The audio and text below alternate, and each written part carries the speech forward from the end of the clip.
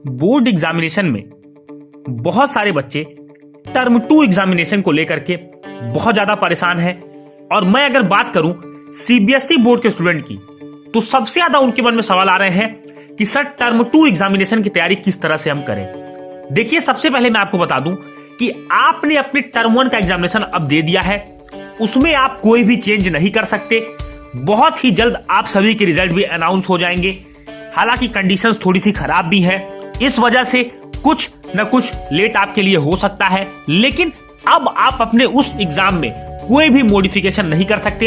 अगर मैं UP board exam की बात करूं तो यूपी बोर्ड वाले भी अब अपनी परीक्षा बहुत ही कम समय में देने वाले हैं। Half yearly examinations, pre board के एग्जामिनेशंस कहीं ना कहीं वह दे रहे हैं, दे चुके हैं। तो बिल्कुल मैं आपको बता दूं किस तरह से आपको नए सिरे से तैयारी करनी है, किन चीजों का आपको ध्यान रखना है और एक परफेक्ट स्ट्रेटेजी क्या होगी जिससे कि आप अपनी पिछली असफलताओं को भुला करके पिछली बार जो आपसे कमी रह गई थी उन कमियों को सुधार करके अपने इस बोर्ड एग्जाम में पूरी तन मन के साथ लग करके दोस्तों अच्छा रिजल्ट अपने बोर्ड एग्जाम में लेकर के आए।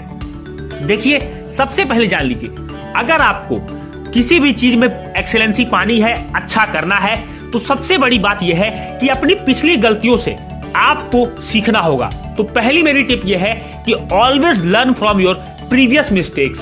प्रीवियस मिस्टेक्स में आप सोच रहे होंगे कि सर आप कौन कौन सी बातें कह रहे हैं, तो मैं आपको बता दूं सबसे बड़ी गलती जो हम लोग करते हैं वो हम लोग ये करते हैं कि हम लोग अपनी सेल्फ स्टडी के लिए टाइम नहीं निकालते, और यही हमारी सबसे बड़ी और सबसे मेजर मिस्टेक होती है कि हम कोचिंग भी जाते हैं, क्लास भी जाते हैं, सारी चीजें हम करते हैं, लेकिन हमारे साथ जो समस्या होती है कि हम पढ़ी हुई चीजों को घर पर आकर के रिवाइज नहीं करते, उसे खुद से नहीं पढ़ते, सेल्फ स्टडी पेन कॉपी लेकर के टेबल पर स्टडी टेबल पर नहीं बैठते, ज्यादा से ज्यादा समय हम अपनी सेल्फ स्टडी के लिए नहीं दे पाते।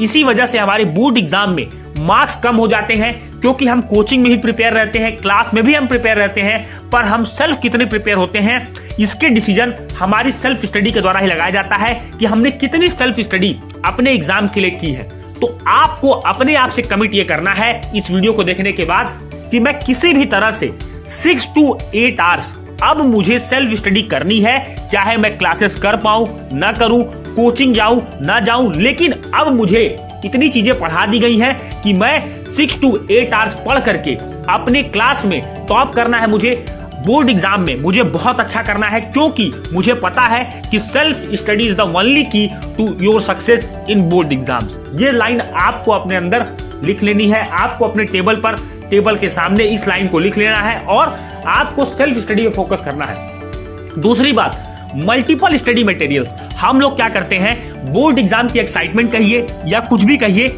हम लोग बहुत सारे स्टडी मटेरियल्स पिक कर लेते हैं, बहुत सारे स्टडी मटेरियल्स हम लोग ले लेते हैं। तो हमारी सबसे बड़ी गलती होती है कि हम जिस भी स्टडी मटेरियल को लेते हैं उस स्टडी मटेरियल को हम पढ़ नहीं पाते, ना ही हम उसे सॉल्व कर पाते हैं। हम लोग बहुत ज्यादा स्टडी मटेरियल्स को इकट्ठा कर लेते हैं और कोशिश यह करते हैं कि हम सारे स्टडी मटेरियल्स को पढ़ लेंगे, बजाय इसके हम ये ध्यान नहीं देते कि हमारे पास क्या अवेलेबल है, क्या हमारी बेसिक बुक है, क्या हमारी कोर बुक्स है, इनको हमको प्रिपेयर करना चाहिए। उससे ज्यादा हट करके हम बहुत सारे स्टडी मटेरियल्स को लेते हैं जिसे हम किसी को भी कंप्लीट नहीं कर पाते। दोस्तों, मैं आपको एक सिंपल सा एग्जांपल देता हूं। अगर आपके पास किसी भी सब्जेक्ट की एक किताब है, उस किताब को आपको बजाय 4 बार पढ़ना चाहिए, बजाय इसके कि आप एक सब्जेक्ट की कई सारी किताब लेकर के आए। क्योंकि मैं यकीन से कह सकता हूं कि अगर आप एक सब्जेक्ट की 4 बुक लेकर के आएंगे तो आप खुद ये देखेंगे कि आप कंफ्यूज रहेंगे, आपकी कॉन्सेप्ट में भी क्लियरिटी नहीं रहेगी, आप जो स्टडी मटेरियल लेकर के आओगे वो केवल वेस्ट ऑफ मनी होगा। तो आपको हमेशा जब भी आप पढ़ रहे हैं 1 या 2, मैक्सिमम 2 से ज्यादा किसी भी सब्जेक्ट की किताब, स्टडी मटेरियल आपको नहीं रखनी। ये काम अगर आप कर रहे हैं तो आप अपने बोर्ड एग्जाम में सक्सेसफुल होंगे। अब बात आती है कि how to choose a right study material. देखिए, आपको एक राइट स्टडी मटेरियल चूज करने के लिए डिफरेंट क्वालिटीज पे, डिफरेंट एस्पेक्ट्स पे आपको काम करना होगा। सबसे पहले आपको आइडेंटिफाई करना होगा कि जो स्टडी मटेरियल आप ले रहे हैं वो अपडेटेड हो, आपके बोर्ड के लेटेस्ट सैंपल पेपर पे उसको डिजाइन किया गया हो, आपके बोर्ड के सिलेबस के अकॉर्डिंग, आपके बोर्ड में जो क्वेश्चंस की डिमांड की गई है, जो पेपर पैटर्न आपको CBSE, UP board, Bihar board, जिस भी बोर्ड में आप है वो जारी किया गया है, उस हिसाब से अगर आपका सैंपल पेपर, अगर आपका जो आप स्टडी मटेरियल लेते हैं वो अपडेटेड है, तो वो आपके लिए बोर्ड एग्जाम के लिए बेनिफिशियल है, क्योंकि उसका सिर्फ एक ही उद्देश्य है, एक ही एम है कि आपके बोर्ड के स्कोर को बहुत ज्यादा उठाना, अच्छा से अच्छा आपको स्कोर कराना। अगली बात जो आपको ध्यान देनी है, solve previous year question paper. देखिए, मैं यहां पर सीबीएसई वाले बच्चों को थोड़ा छांटना चाहूंगा। क्यों? क्योंकि आपने जो अपना टर्म 1 एग्जामिनेशन दिया उसमें आपने पूरा पेपर ऑब्जेक्टिव टाइप दिया है और आपके साथ समस्या ये हुई कि आपको कहीं ना कहीं प्रॉब्लम हुई, लेकिन अब आपको पता है कि ये एग्जामिनेशन आपका डिस्क्रिप्टिव मोड में होने वाला है, तो आपको अब जो तैयारी करनी है वो पुराने पैटर्न पर ही तैयारी करनी है। हालांकि वैरायटी ऑफ क्वेश्चंस आप में ऐड किए जाएंगे, क्योंकि आपको पता है कि नई एजुकेशन पॉलिसी आ गई है, तो बहुत सारे एक्सपेरिमेंट्स सीबीएसई आपके साथ कर रहा है और इस बार आपकी कॉन्सेप्चुअल क्लैरिटी से क्वेश्चंस ज्यादा आएंगे। अगर मैं यूपी बोर्ड की बात करूं तो आपका पेपर जिस तरह से आता था बिल्कुल उसी तरह से आपका पेपर आने वाला है, तो प्रीवियस ईयर क्वेश्चन पेपर को बहुत ज्यादा आप लोग वैल्यू दिया कीजिए दोस्तों।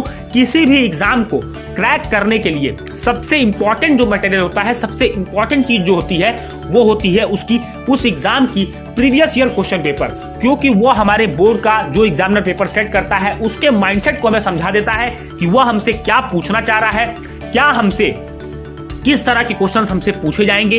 तो ये चीज आपको ध्यान देनी है।